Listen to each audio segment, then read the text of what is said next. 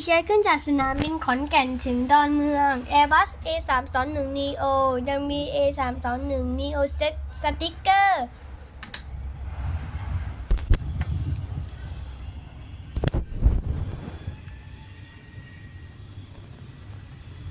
เสียงอะไร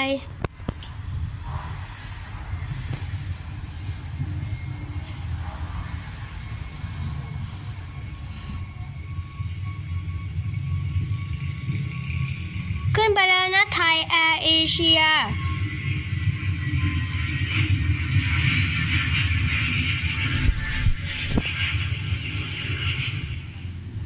มันกำลังขึ้นอยู่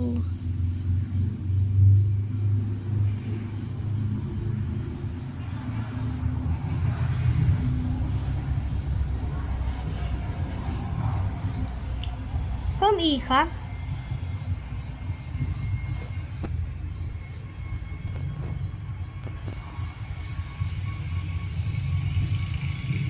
ขึ้นไปแล้วนะไทยแอร์เอเชีย